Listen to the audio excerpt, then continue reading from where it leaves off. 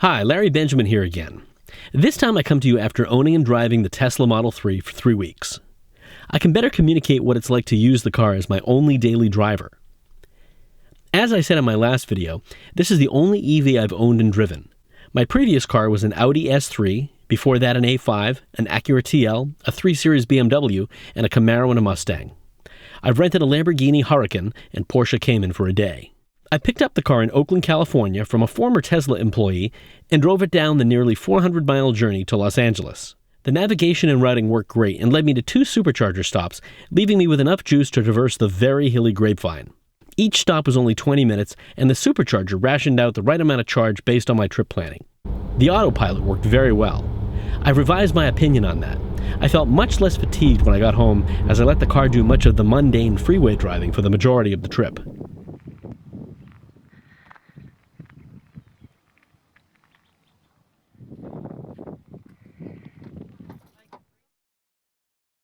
I can use the iPhone app to unlock and start my car. The door handles are a non-issue. After using them a few times, they're not unusual or difficult to use at all. The car is fun to drive, has excellent handling, and accelerates faster than most cars. While it's not neck-snapping 0 to 60 of the ludicrous mode on the Model S, it's plenty fast for getting on the freeway, taking off from a stop, or passing other cars. My Audi S3 had similar specs in terms of horsepower and 0 to 60 time, but the Model 3 feels faster with the instant torque available from the electric motor. So I woke up this morning to this. This is what an over-the-air update looks like.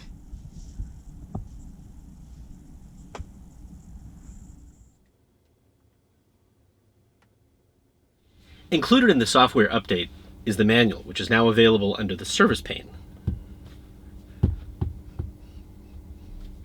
Also, under the windshield wiper, there are now 4 different speeds. 1, 2, 3, 4, and of course auto, which is rain sensing.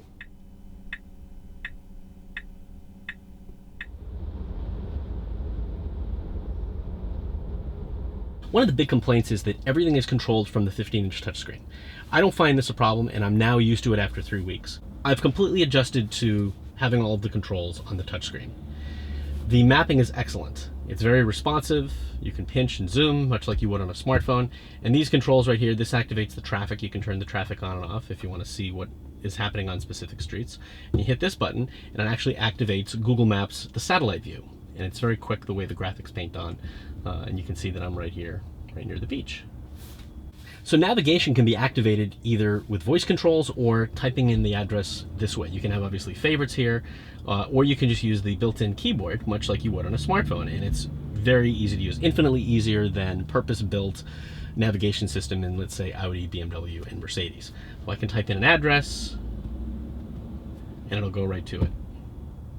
It'll look it up, come up with the trip, and then I can start the trip. Let's cancel that. Another way I can do that is using the voice activation. Navigate to 405 Riverside Drive, Burbank, California. You can see down here, this is what it's searching for, and it'll bring it up on the map once it finds it. And there's my route. And then you hit this, and that shows you where your superchargers are, and you can immediately set a course to your nearest supercharger. The windshield wiper is very easy to activate. If you want to push it once on the stock, it'll activate the windshield wiper along with some cleaning solution if you hold it down. If you just touch it, no cleaning solution. You can also access it on the touchscreen. The voice activation is quite excellent. I can easily call up any song I want by pushing either this button or on the steering wheel. Play Black Dog by Led Zeppelin.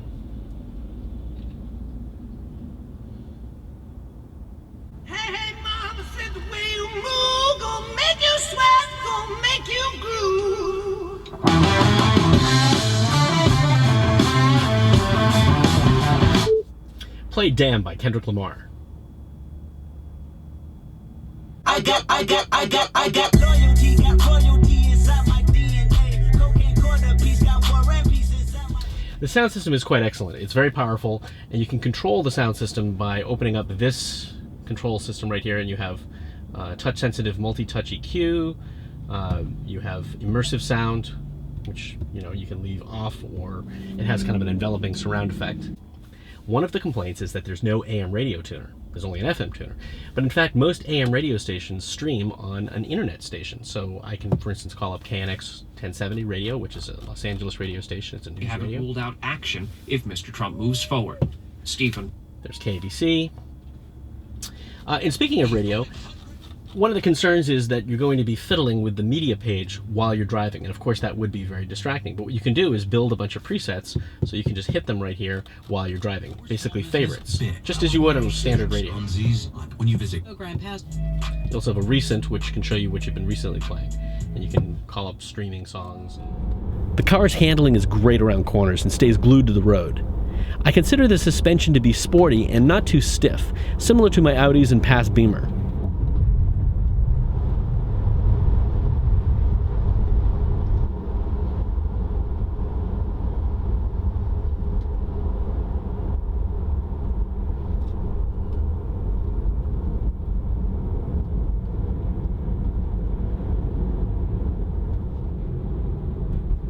Some feel like the ride is too rough. I personally disagree with this. While the ride quality isn't as plush as a Lexus or Mercedes, I find it agile and just the right amount of road feel. Okay, we're going to get on the freeway and use the Autopilot.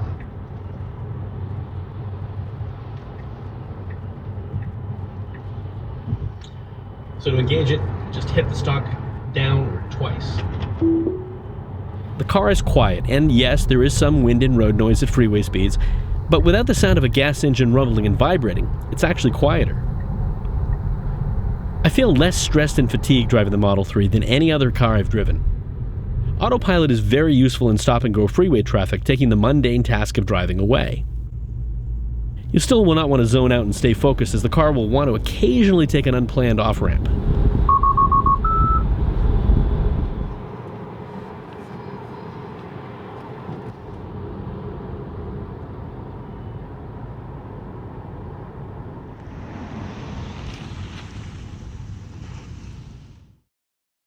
The app can also utilize climate control to pre-cool or preheat the car.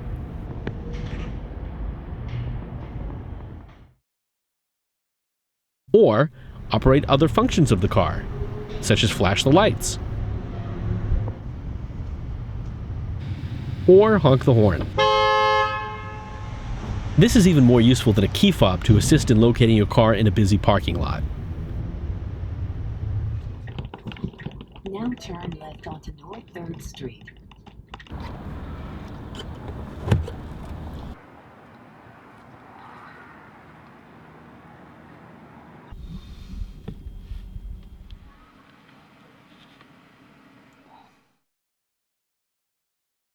The Model 3 is smooth and quiet. Acceleration is linear in nature and not jarring like an upshifting gas-powered car. The comfort of the seats is great and provides good back and thigh support. Since this is the long-range model, I can get about a week's worth of energy without recharging.